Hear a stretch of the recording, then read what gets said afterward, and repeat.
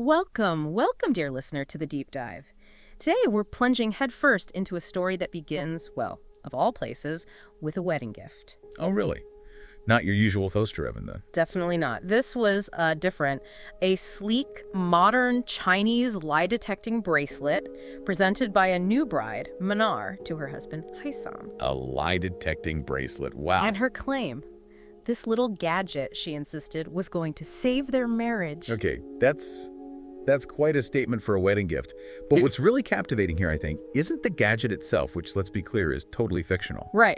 It's how instantly it just lays bare the complex, often hidden layers of deception, stuff lurking within even the most intimate relationships. Exactly. A seemingly minor untruth just unravels with, breathtaking speed into this much larger emotional landscape. Yeah. And as we'll see throughout this deep dive, the truth is rarely a simple on-off switch, It's far more nuanced, more elusive. Totally. So picture Haisam, right? Fresh into his marriage, probably still riding that wave of, matrimonial bliss. He tries to play it cool when Manar presents this device. He mutters something like, oh, their marriage is fine. Uh-oh. Famous last words. ZAP, the bracelet delivers an electric shock. Immediately, the air just crackles with tension. I bet. Manar presses him, her voice gets tight. Where were you out late last night? Haisam, now visibly flustered, he kind of stumbles over his words, muttering something about being with Noor. Noor, okay. Initially, he insists Noor is a male friend. But with more prodding, maybe another insistent zap from the bracelet, the truth, or, well, at least a larger piece of it surfaces. Taking a guess. Noor is, in fact, a female friend. And Haisam, almost desperately, offers this immediate, really oddly philosophical defense. Betrayal is a very elastic concept. Wow. Elastic. Mm-hmm. That defense, that attempt to stretch the definition of betrayal, to kind of rationalize his actions, that's precisely where the true depth of this whole scene lies, I think. Right. It's quite something. It's like a preview of how effortlessly we, as humans, can redefine, minimize, or even justify our own deceptions. We contort language, create loopholes, basically anything to avoid confronting the stark reality of our untruths. Yeah, the mental gymnastics. And this little shock, this forced moment of honesty, it just pierces right through that comfortable self-deception. But then Manar delivers the real bombshell, a profound, just gut-wrenching counter-reveal that changes everything. Okay, what did she say? She admits to Haisam that she lies to him every day. Every day. Lies about being happy, lies about being well, and the most painful truth of all, she even admits she lied about not hating him when she found out he cheated. Oh my goodness, so years of this. Exactly. The emotional weight of years of concealed truths, of silent suffering just pours out, all triggered by this fictional device. It really makes you pause and think, doesn't it? How does one seemingly small lie about staying out late, about a friend, lead to such a cascade of painful, decades-old truths? It's not just about what we say, is it? It's absolutely not. This immediate dramatic opening really highlights how even seemingly minor deceptions in a relationship, the little white lies, the omissions, can act like a pressure valve. But they don't dissipate the pressure. They actually allow it to build, accumulating beneath the surface, until a single, often unexpected moment of confrontation releases this torrent of much deeper, more significant truths. Like a dam breaking. Precisely. It suggests that the most profound deceptions are frequently not what we actively speak, but rather what we strategically don't speak. What we carefully conceal to protect ourselves, or maybe even others, sometimes at immense personal cost. So today we're taking a deep dive into the fascinating, sometimes profoundly uncomfortable world of deception. We're going to explore the intricate, often contradictory nature of truth and lies, moving far beyond simple definitions. Good. Because it's not simple. Not at all. We'll delve into not just what constitutes a lie, but why we lie, its profound psychological impacts, its surprising biological underpinnings, and the complex philosophical debates that have surrounded it for centuries. Yeah. This isn't just an academic exercise, It's about understanding the very fabric of human interaction. And our mission in this deep dive is really to provide you, our listener, with a truly nuanced understanding of deception.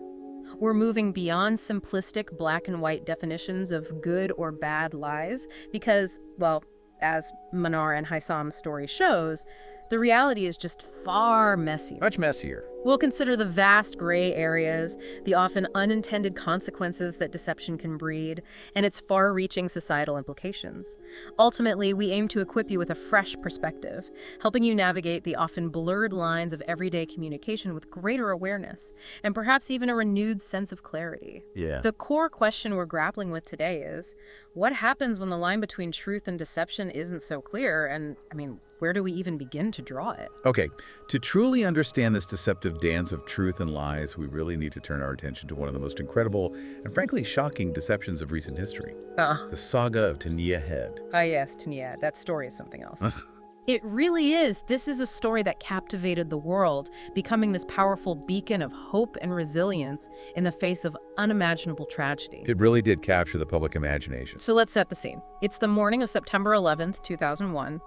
The first plane, American Airlines Flight 11, slams into the North Tower of the World Trade Center. A day none of us will ever forget. Tania Head would later claim her husband, a simple lawyer she called Dave, worked on the 100th floor of that very tower. Okay. Just 15 minutes later, United Airlines Flight 175 strikes the South Tower.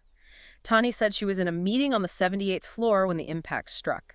Can you even imagine the sheer terror, the disorientation that would have engulfed that building? It's completely unimaginable, the chaos. And her story of escape was nothing short of heroic, harrowing, and incredibly detailed. She described a severe arm injury, so grievous she feared amputation. Wow. She recounted crawling through fire and smoke, suffering severe burns as she desperately tried to get out of the collapsing structure. Just horrific details.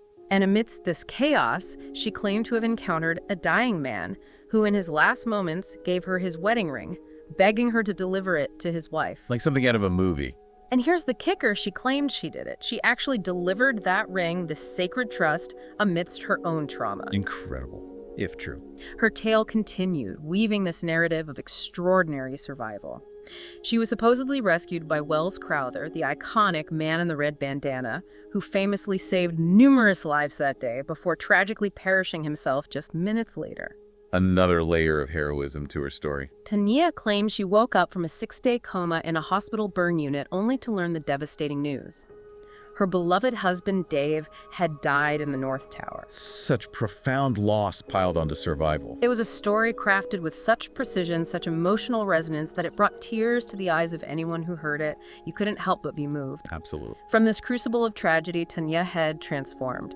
She became one of the most famous, most inspiring survivors of 9/11, a true phoenix rising from the ashes. She really did become a symbol. Her narrative resonated so powerfully that she went on to co-found the World Trade Center Survivors Network, an organization that provided immense psychological and emotional support, helping countless other survivors cope with their trauma. So she wasn't just surviving, she was actively helping others. Exactly. She wasn't just a survivor, she was the symbol of strength, a living testament to recovery, a leader for those who were lost.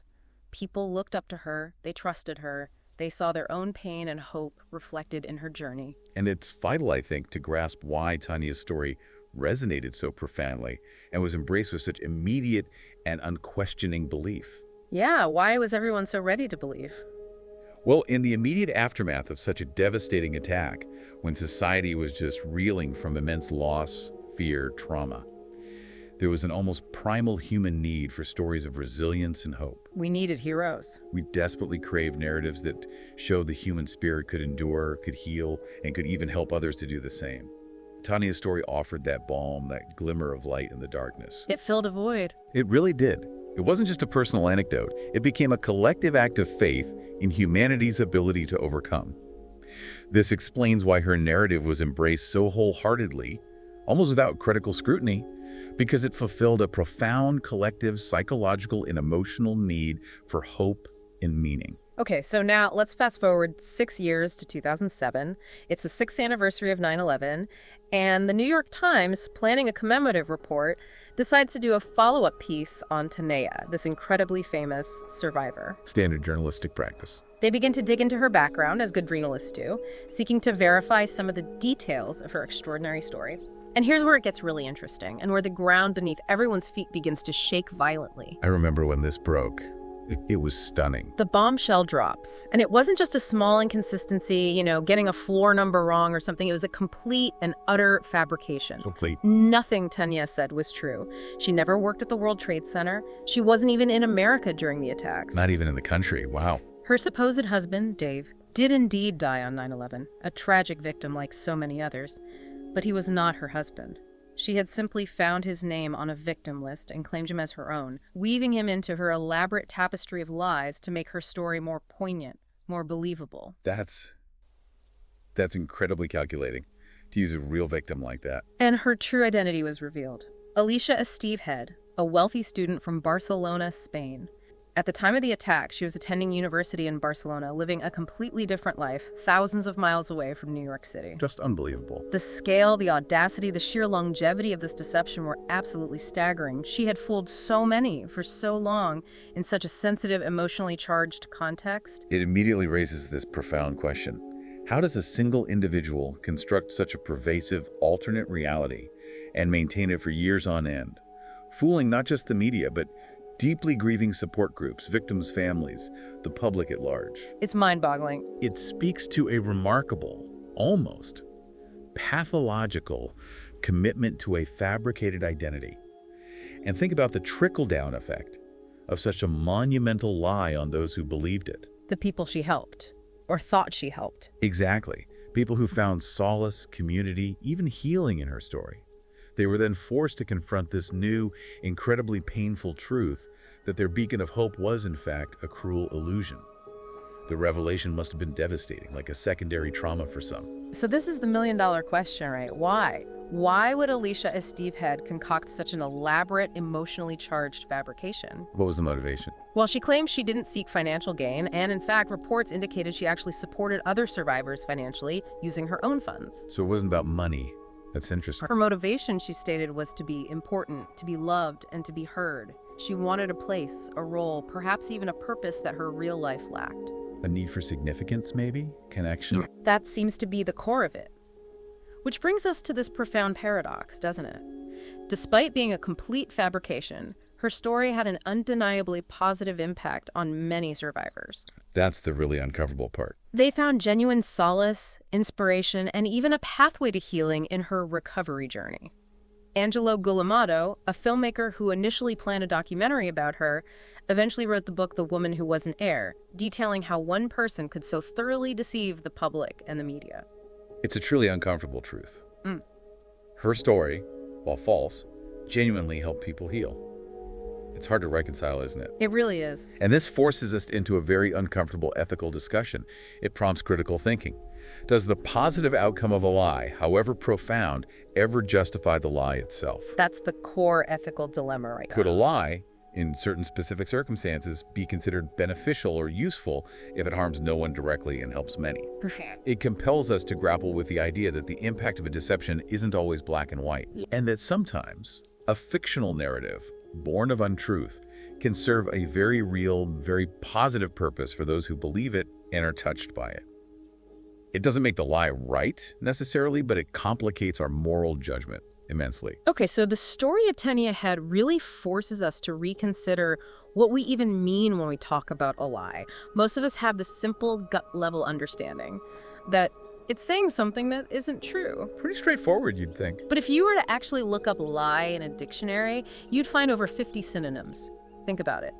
Deceit, fraud, misleading, falsification, trickery, hypocrisy, betrayal, fabrication, misrepresentation, perjury, prevarication, duplicity. I mean, the list just goes on and on. It's a vast linguistic landscape for untruth. This expansive vocabulary points to the fact that not all lies are created equal, right? On one end, you have the big elaborate lies like forging documents or engaging in commercial fraud, things that directly harm people, often financially or legally. The clearly malicious stuff.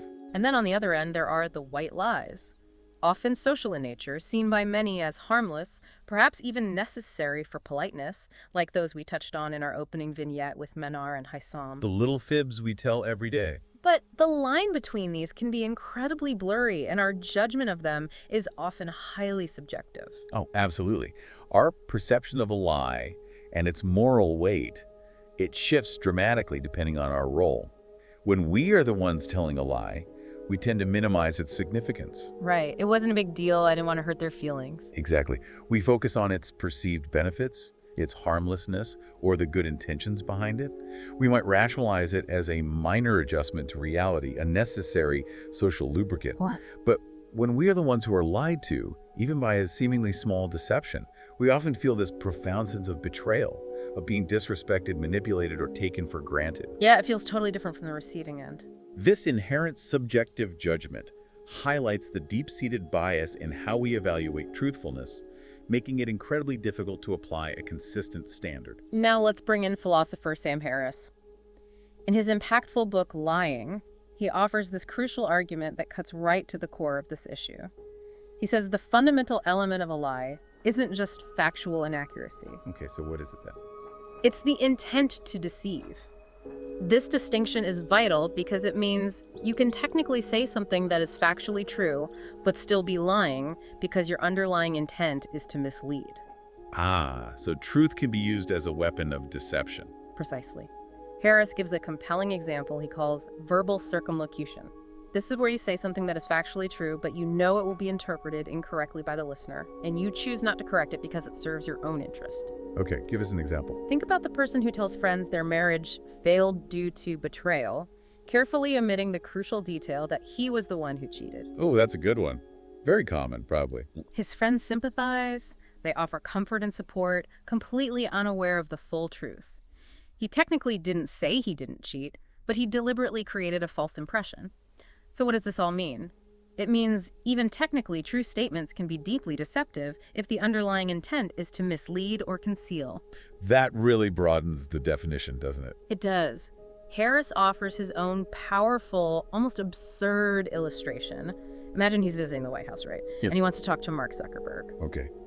Random, but okay. He calls Facebook and says, "Hello, this is Sam Harris calling from the White House. I need to speak to Mark Zuckerberg now." Is he literally in the White House? Yes. Is he Sam Harris? Yes. Every word is factually accurate, but the intent is clearly to imply a false level of authority or connection to the presidency that isn't truly there. He knows the listener will infer something far grander than the literal words. Ah, I see. Using the context to deceive. That, according to Harris, is unequivocally a lie. It's using truth as a vehicle for deception. This brings up a critical question then. How much responsibility do we truly bear to ensure our words are not just factually accurate, but also convey the full, honest picture, especially when others are making decisions or forming judgments based on what we say or imply? It's a heavy responsibility. Harris's definition distills it beautifully and powerfully. Lying is defined as deliberately deceiving someone who expects honesty. It's that expectation of truthfulness and the intentional violation of it, whether through direct falsehood or clever omission, that forms the true core of a lie, regardless of its factual basis.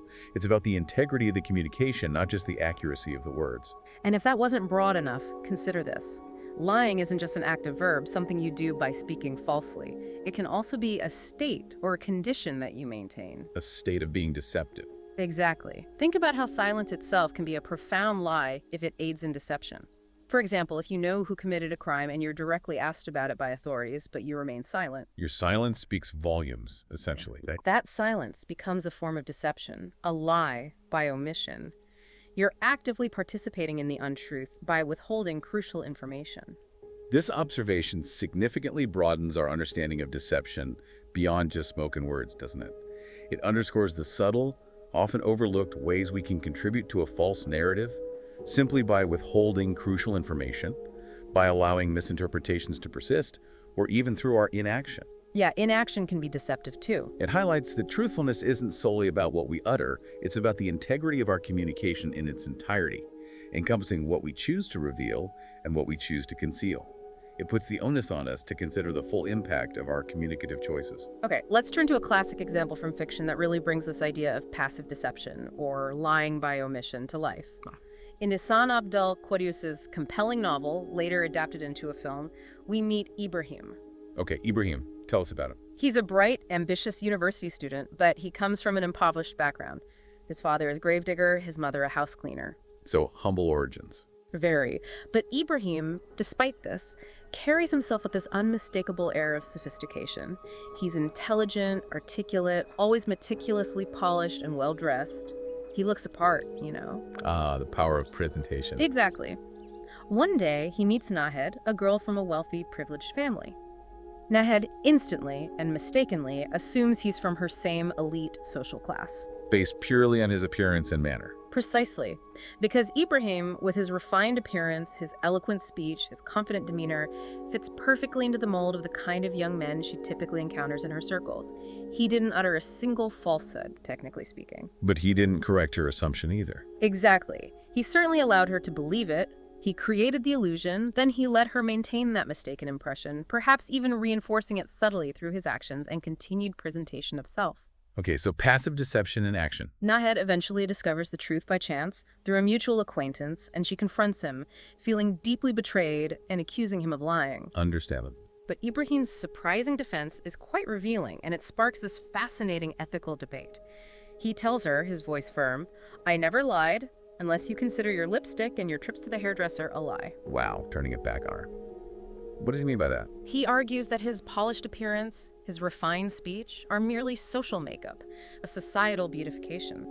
In a world that views his humble background as a flaw, he's simply playing the game, applying the same kind of self-presentation that everyone else, including Nahed with her makeup and styling, engages in daily. He didn't deceive her, he argues. He simply met society's expectations. That's a really fascinating ethical gray area. What's compelling here is how Ibrahim's passive deception so uncannily mirrors our own everyday acts of social beautification, right? Where we curate our image, whether online or in person, without necessarily uttering direct lies. We all do it to some extent. He never explicitly states a falsehood, yet he actively creates, allows, and maintains a false impression to persist for his own social and personal benefit. This raises a crucial question that many of us grapple with daily. Where exactly is the line between presenting our best, most polished self-wally, a common social practice, and outright deception, where we allow or even subtly encourage a false belief in others? It's a very blurry line. It's a very murky boundary that most of us navigate constantly, often without even realizing it. Sam Harris, whom we discussed earlier, he categorizes moral errors into two broad types that are particularly relevant here: errors of commission and errors of omission. Okay, commission versus omission. Explain those. Errors of commission are the wrongful actions we do, like deliberately stealing money from someone's wallet or physically harming another person. These are typically judged very harshly by society, and rightly so. Act of wrongdoing. Got it.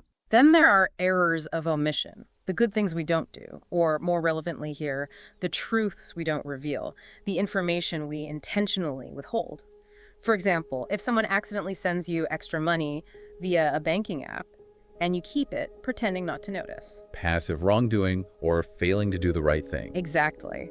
Harris notes that while both are morally wrong, errors of omission are frequently judged less harshly by society. We seem to have a higher tolerance for what we didn't say or do, even if it leads to a deceptive outcome. It's interesting. We punish actions more than inactions, even if the result is similar. Right. This observation invites us to ask a fundamental moral question. Is there a truly significant moral difference between actively fabricating a lie, a deliberate act of commission, and simply allowing someone to believe a falsehood for your own benefit, especially when that falsehood was initially their own assumption, like in Ibrahim's case? Where does the responsibility lie? Ibrahim's action falls squarely into the latter category, an error of omission. Society's tendency to give us a pass for what we didn't say or do, even when it results in deception, suggests a curious double standard in our moral judgment. It highlights how subtly we can participate in untruth without uttering a single false word. Okay, I have to ask you, listener, are you sitting there thinking, what is this guy talking about? I'm completely honest. Maybe you are, but honestly, deep down, do you not have a little Ibrahim in you? We probably all do, right? Be honest with yourself. The uncomfortable truth is, we engage in these small, passive deceptions almost every single day, often without conscious thought or malicious intent. Give us some examples. Think about it. When you're in a hurry and you spot someone you know in the street, you might genuinely pretend not to see them, suddenly engrossed in your phone or looking intently at a shop window, just to avoid an awkward or time-consuming small talk. The classic avoidance maneuver. Done that. You haven't lied, but you've definitely created a false impression. Or maybe you're meeting your future in-laws for the first time, and the father starts going on about genuinely bizarre conspiracy theories, a flat earth, lizard people run the government, or maybe the theory that Ahmed El-Fishawi is actually a crocodile. Okay, maybe not that last one everywhere, but you get the idea. Right. And you find yourself nodding along, smiling, even agreeing with every word, just to secure the marriage, to maintain peace, to avoid conflict. You don't lie directly, but you actively allow the delusion to persist. You validate it through silence or agreement. The path of least resistance. Or consider the engineer example. It's a classic. A man is trying to impress a potential romantic partner. He presents all the important information about himself: his high-paying job, his fancy car, his new apartment. Painting a rosy picture. But he conveniently omits the crucial fact that he's actually married with a child, justifying it with the classic infuriating line, "Well, you didn't ask." Ouch, that's a big omission. If she did ask, he might admit it. But by strategic omission, he creates a fundamentally, tragically false impression of his availability and situation. He built a deceptive narrative by what he chose not to say. When we look at these examples, they aren't just isolated incidents, are they? They're woven into the very fabric of our daily social interactions. Seems like it. They reveal a constant, often subtle negotiation between our desire for honesty and the pull of convenience, between the impulse for genuine connection and the innate human need to present a curated, often idealized version of ourselves for social acceptance or personal gain. It's complicated. It's a testament to how deeply ingrained these small, self-serving deceptions are in our human behavior, almost like an unwritten social contract that we all tacitly agree to. Speaking of self-serving deceptions, let's look at it from a developmental perspective. We all know the story of Pinocchio, right? The wooden puppet whose nose grew with every lie. A classic cautionary tale. But here's a truly fascinating fact from child psychology. Children don't actually learn to tell white lies, those socially motivated untruths, until around age 4. Really? 4 years old? Yeah. And it's not out of some inherent innocence that they don't lie before that, far from it. It's because before that age, they haven't yet developed the emotional intelligence, the theory of mind, to truly understand others' feelings and expectations well enough to manipulate them for social acceptance or to avoid consequences. They just blurt things out. Ah, so it's a cognitive development thing. Lying requires understanding other minds. Exactly. As we grow older, however, we learn to adjust our behavior. We become sophisticated social beings. We learn, often intuitively, to tell people what they want to hear or what's expedient to say, rather than the unvarnished truth.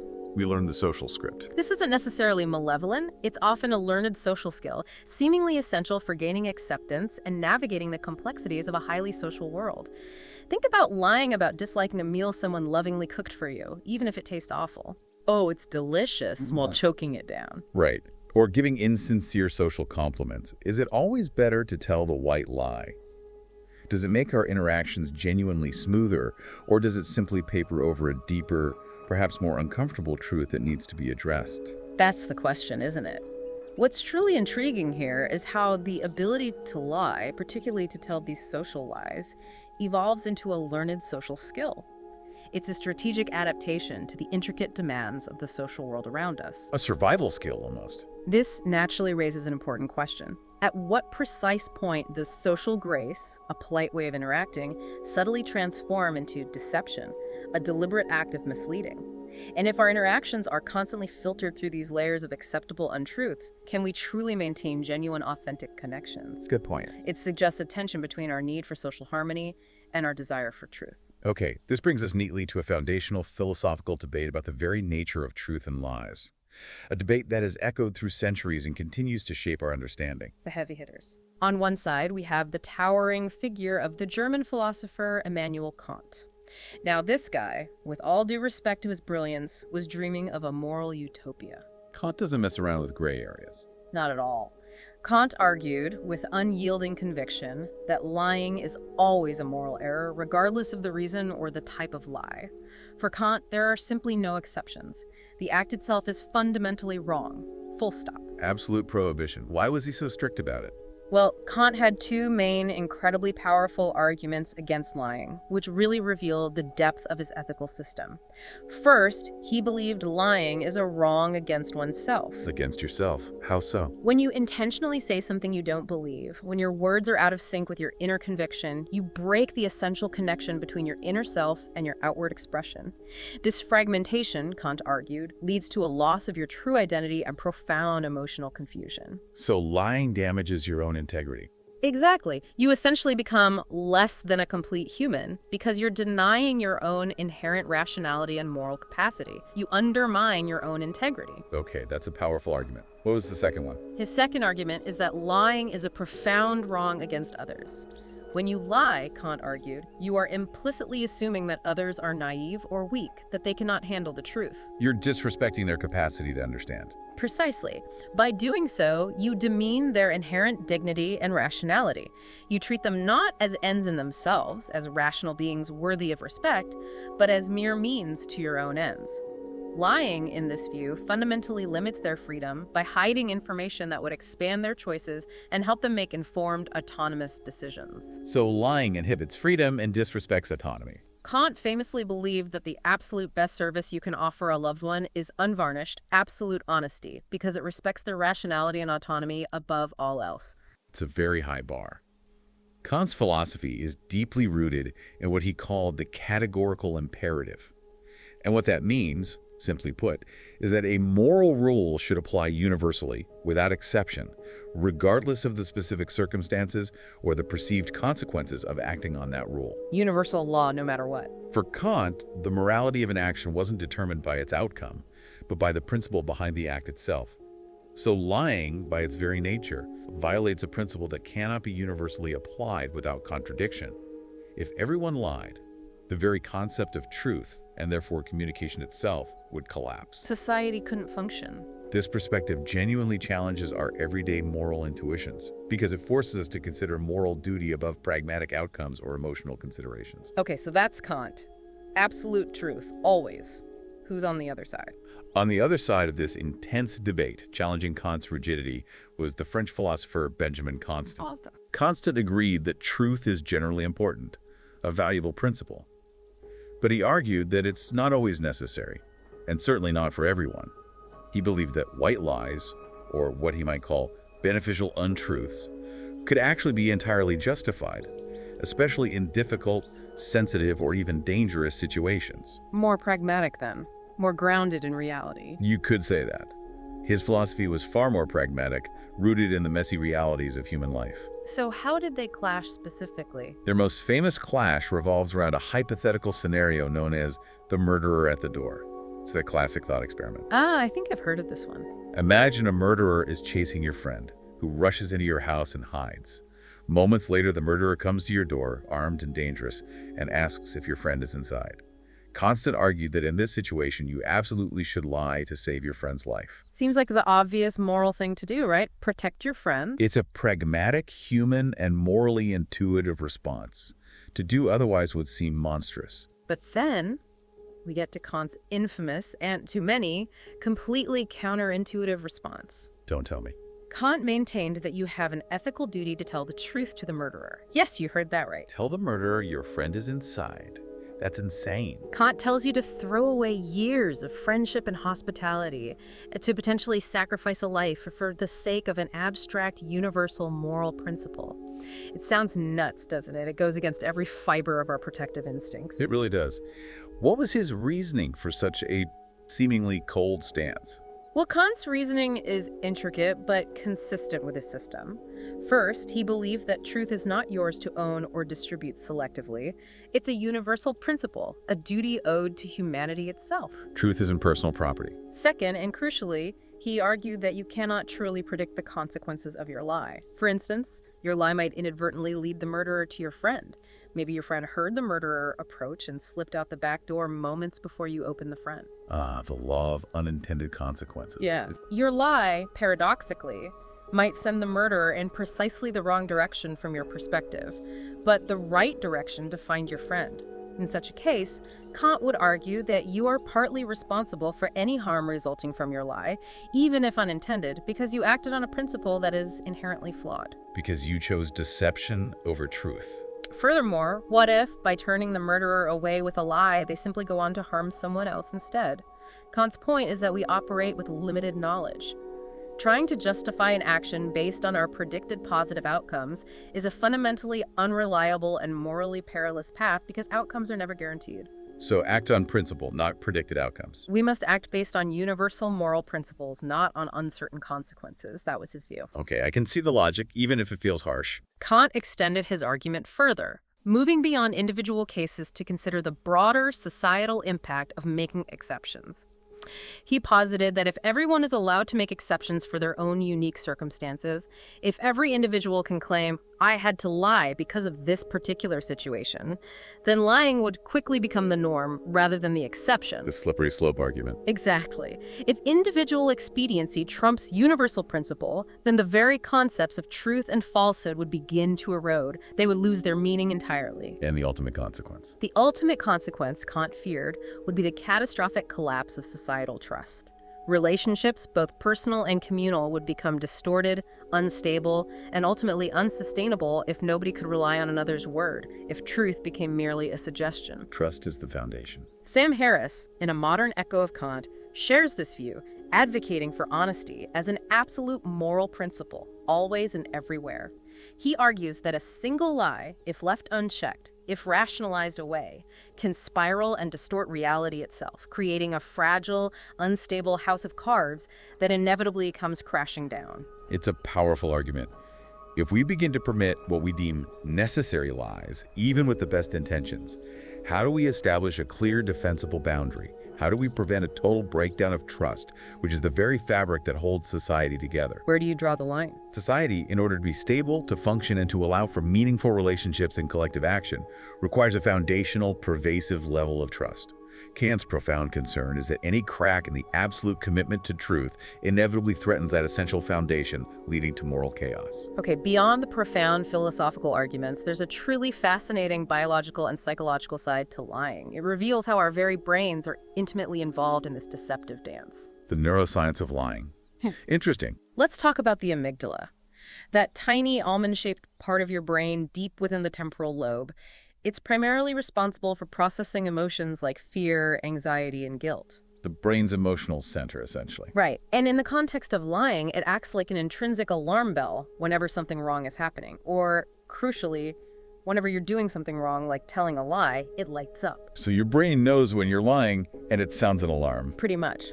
But a compelling 2016 study published in the prestigious journal Nature Neuroscience found something truly remarkable about this alarm system. What did they find? With each successive lie, the amygdala becomes increasingly desensitized.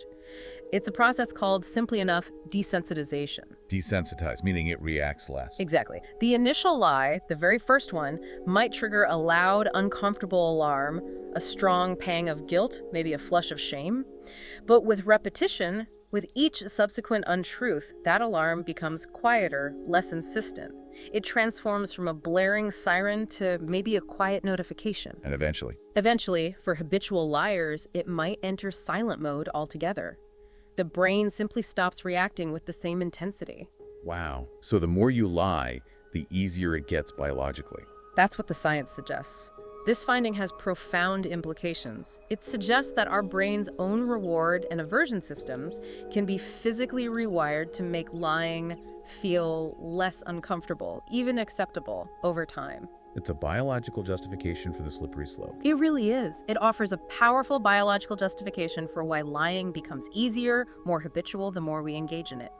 An ethical transgression, through mere repetition, literally transforms into a comfortable, almost automatic response. That's quite insidious. It allows people to slide down that slope of dishonesty without even realizing their internal moral compass is being recalibrated. It makes it harder to feel guilt or remorse. And the insidious nature of lies doesn't stop at just making them easier to tell. They can actually infiltrate our memory. Infiltrate memory. They can twist and reshape our past to the point where a lie you told or a version of events you created literally becomes your truth. You start believing your own lies. Exactly. A 2004 study titled When the Lie Becomes the Truth, conducted by Dr. Daniel Schachter, a prominent memory researcher, demonstrated this chilling phenomenon. Participants in an experiment were shown a video of a theft, and then later asked to provide false descriptions of the criminal to another supposed participant. Okay, so they consciously lied about the details. Right. A week later, when retested on the original video, the shocking result was that These participants confused their own lies with the actual truth from the video. They genuinely believed the invented details they had created. Their fabricated memory replaced the real one. That's disturbing. This phenomenon is known as inflation of belief.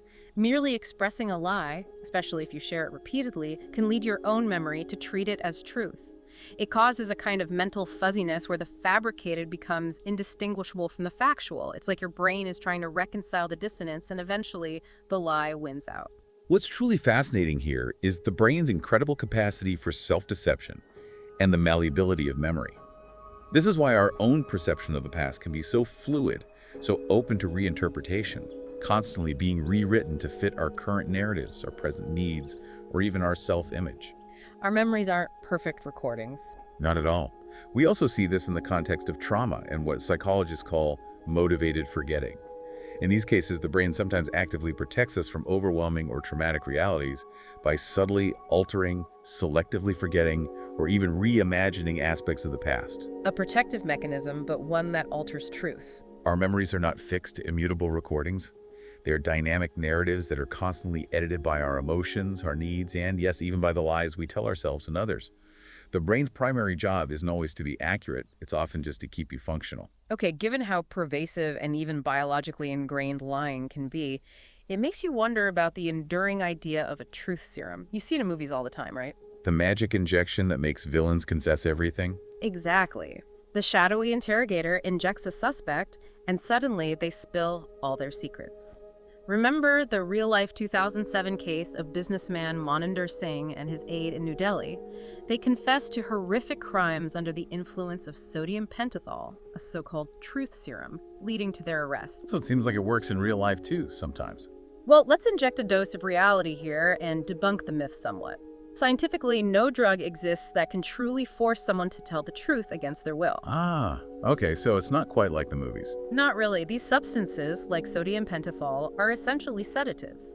They simply slow down brain activity, making it extremely difficult, though not entirely impossible, for the brain to perform high-functioning tasks, like inventing complex, detailed lies or maintaining a coherent, fabricated narrative. So it makes lying harder, but doesn't compel truth. Exactly. It makes someone less inhibited, more prone to blurt things out perhaps, but it doesn't magically bypass free will or force honesty.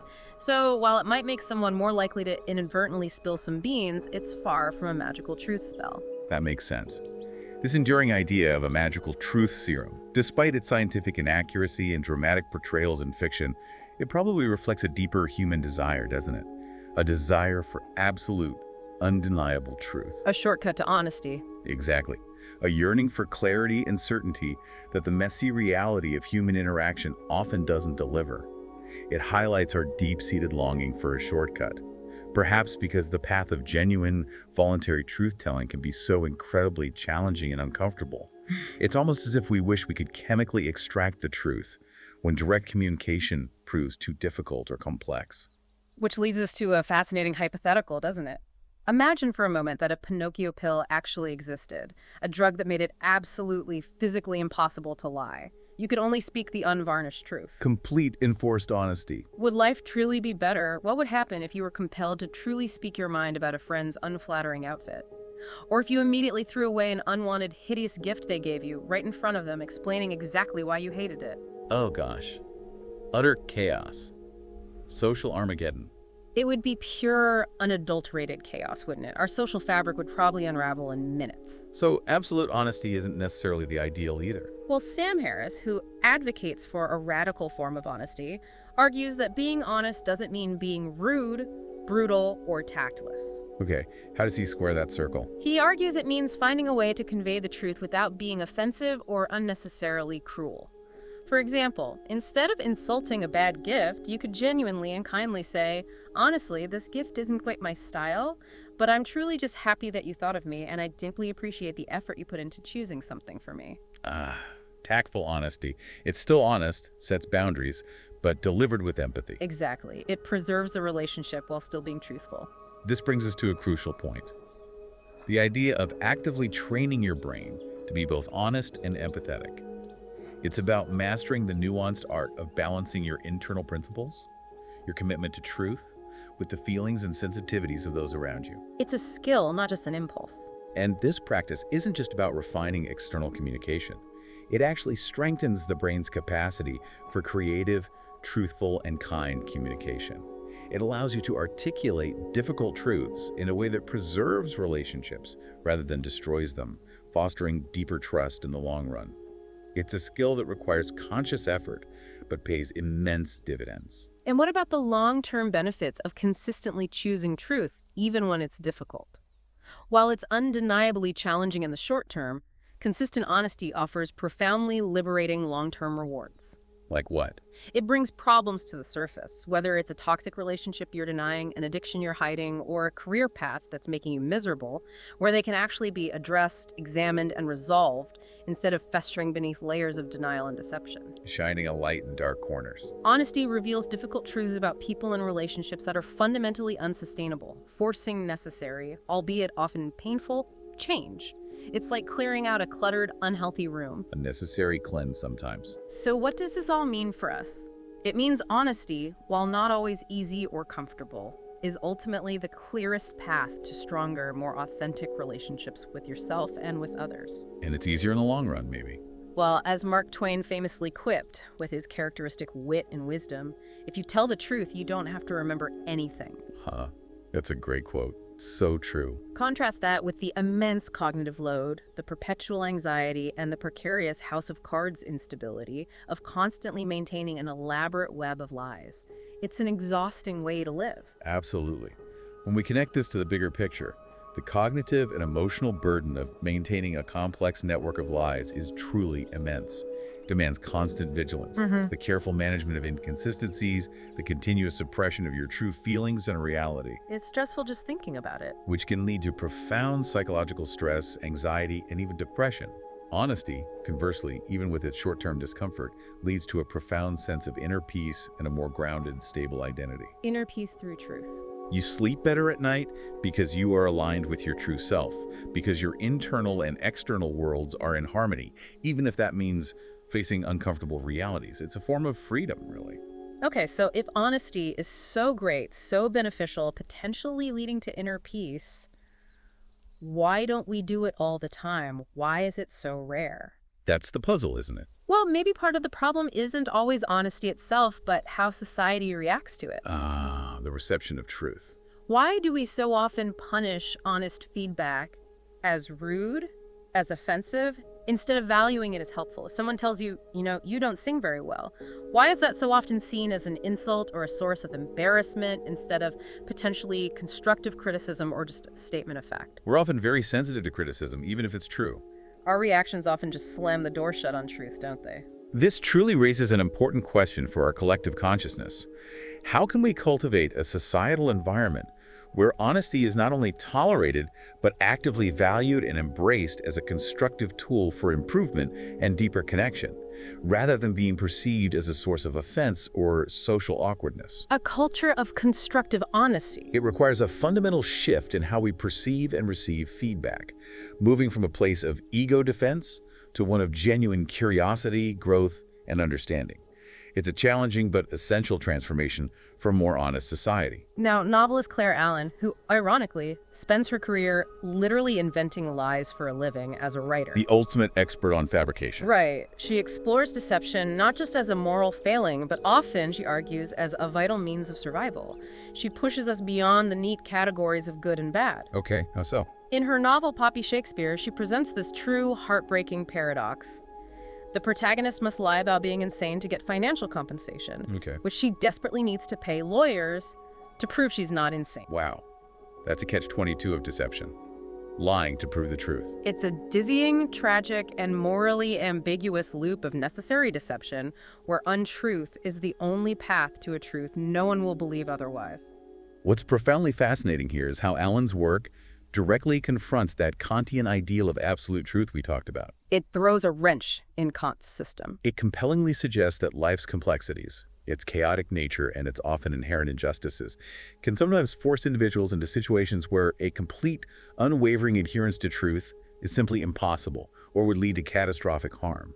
Reality bites back at philosophy.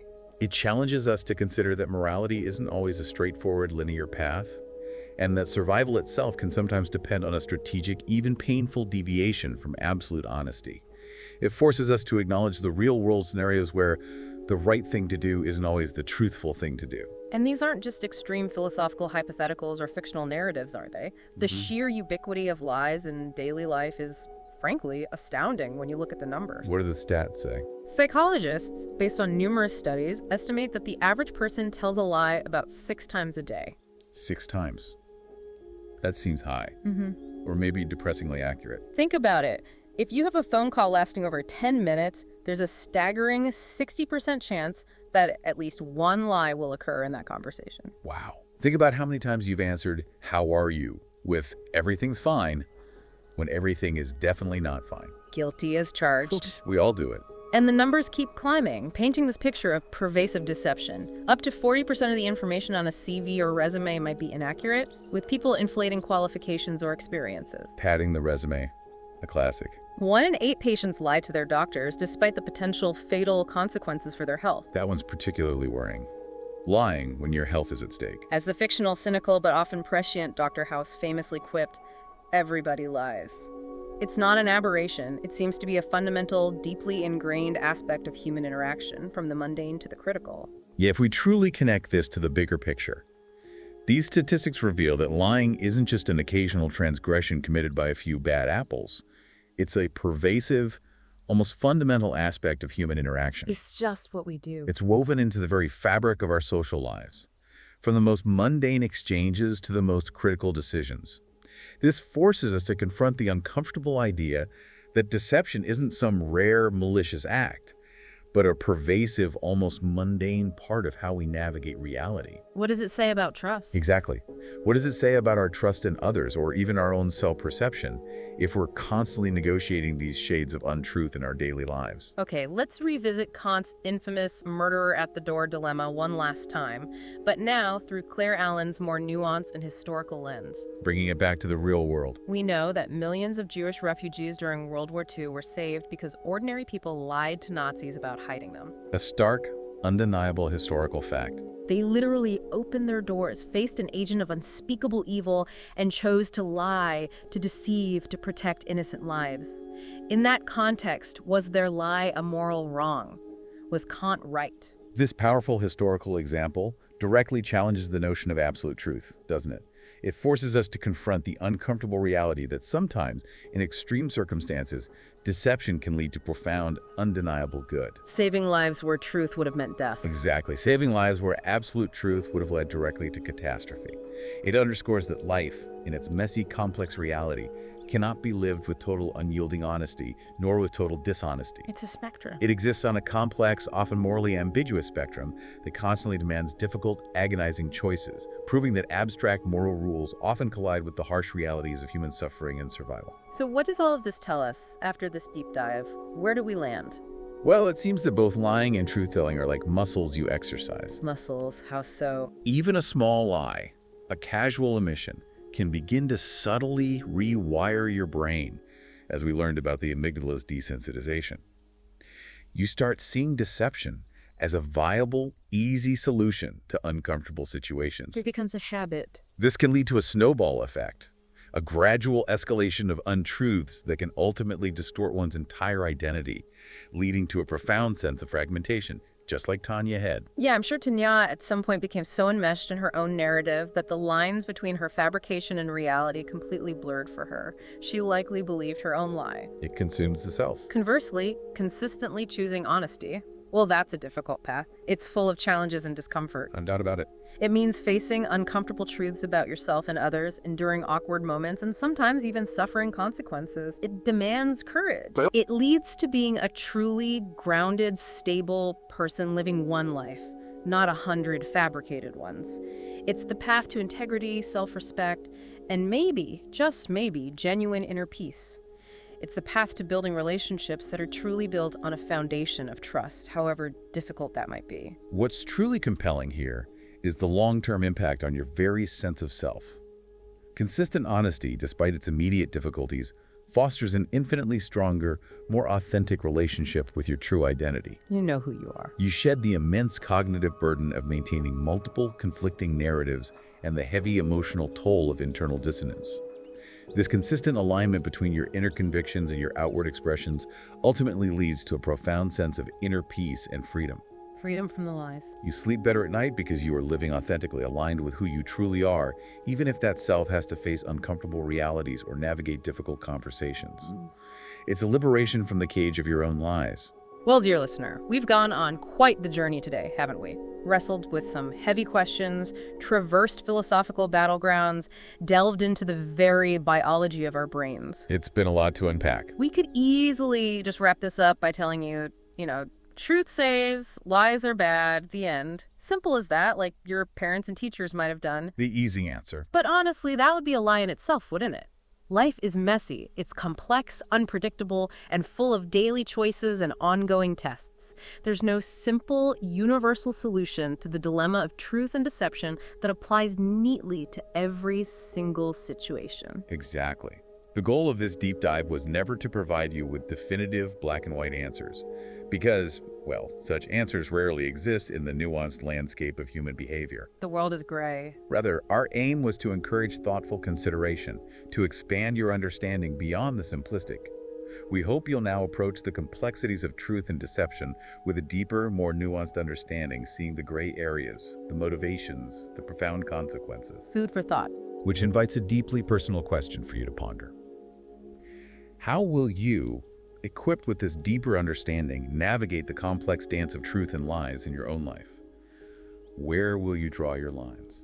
And honestly, as we wrap up, even I lie to you in a small way. I call you dear listener, and while I genuinely appreciate your presence and engagement, the truth is, I don't know you. A little meta-honesty there. So honestly, I don't know you, but I'm genuinely happy you've listened to the program today. As you go about your day, perhaps consider this. Do you have a little Ibrahim inside you? What truths have you allowed to persist by omission? Time for some self-reflection. How will you choose to practice the muscle of honesty, even when it's hard, even when it feels uncomfortable? What aspect of this deep dive will you reflect on the most today, and perhaps most provocatively? What truth about truth itself surprised you the most?